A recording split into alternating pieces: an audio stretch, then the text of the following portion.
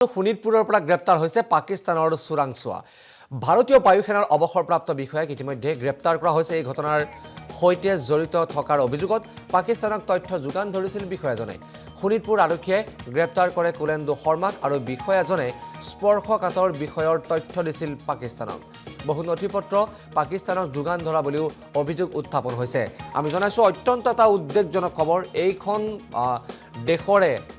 এইখন অসমৰে মাটি পানী বায়ু সেৱন কৰি পাকিস্তানৰ সৈতে শত্ৰু ৰাষ্ট্ৰ পাকিস্তানৰ সৈতে চোৰাংচোৱাগিৰি বা গোপন তথ্য প্ৰদানৰ যি অভিযোগ উত্থাপন হৈছিল, সেই অভিযোগৰ পাছতে শোণিতপুৰৰ পৰা গ্ৰেপ্তাৰ কৰা হৈছে ভাৰতীয় বায়ু সেনাৰ অৱসৰপ্ৰাপ্ত সেই বিষয়াগৰাকীক। ইতিমধ্যেই আৰক্ষীৰ জালত পৰিছে তেওঁ।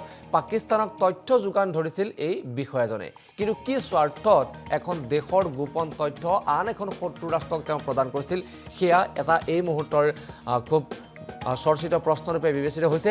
বিষয়াজনে বহু স্পৰ্শকাতৰ বিষয়ৰ তথ্য পাকিস্তানক যোগান ধৰিছিল বুলি জানিব পৰা গৈছে। বহু নথিপত্ৰ পাকিস্তানক যোগান ধৰিছিল বুলি জানিব পৰা গৈছে। শোণিতপুৰৰ পৰা অৱশেষত গ্ৰেপ্তাৰ কৰা হয় সেই লোকজনক। হয়, আমি এক গোপন সূত্ৰৰ মতে আমি গম পাইছিলোঁ যে ভূপেন্দ্ৰ শৰ্মাৰ লগত পাকিস্তানী ইণ্টেলিজেন্সৰ কিছু সম্পৰ্ক আছে বুলি আমি গম পাইছিলোঁ, আৰু সেই ভিত্তিত আমি তেখেতক আনিছিলোঁ। আৰু লগতে আমি তেখেতৰ মোবাইল আৰু লেপটপ ইত্যাদি ইউজ কৰা হৈছিলে।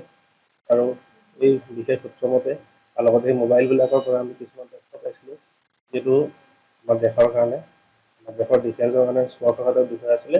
আৰু সেইখিনি তথ্য তেওঁ পাকিস্তানী ইণ্টেলিজেন্স এজেঞ্চিৰ লগত আদান প্ৰদান কৰি আছে বুলি আমি গম পাইছোঁ। আৰু তাতে ইনভেষ্টিগেশ্যন চলি আছে। কিমান দিনৰ পৰা তেওঁ তথ্য যোগান সেইটো আমি তেনেকৈ গম পোৱা নাই। কিছুমান বহুত বস্তু ডিলিটো হৈ আছে।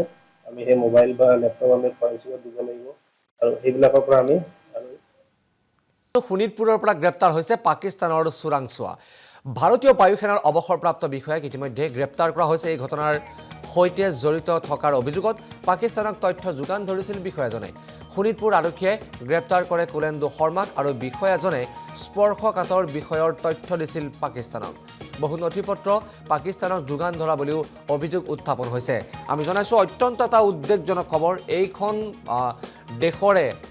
এইখন অসমৰে মাটি পানী বায়ু সেৱন কৰি পাকিস্তানৰ সৈতে শত্ৰু ৰাষ্ট্ৰ পাকিস্তানৰ সৈতে চোৰাংচোৱাগিৰি বা গোপন তথ্য প্ৰদানৰ যি অভিযোগ উত্থাপন হৈছিল, সেই অভিযোগৰ পাছতে শোণিতপুৰৰ পৰা গ্ৰেপ্তাৰ কৰা হৈছে ভাৰতীয় বায়ু সেনাৰ অৱসৰপ্ৰাপ্ত সেই বিষয়াগৰাকীক। ইতিমধ্যেই আৰক্ষীৰ জালত পৰিছে তেওঁ।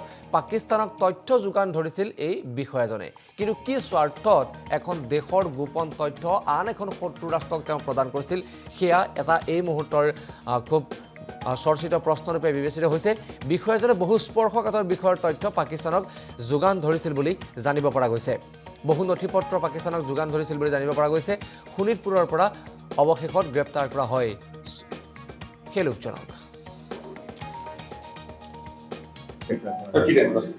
হয়, আমি এক গোপন সূত্ৰৰ মতে আমি গম পাইছিলোঁ যে ভূপেন্দ্ৰ শৰ্মাৰ লগত পাকিস্তানী ইণ্টেলিজেন্সৰ কিছু সম্পৰ্ক আছে বুলি আমি গম পাইছিলোঁ। আৰু সেই ভিত্তিত আমি তেখেতক আনিছিলোঁ।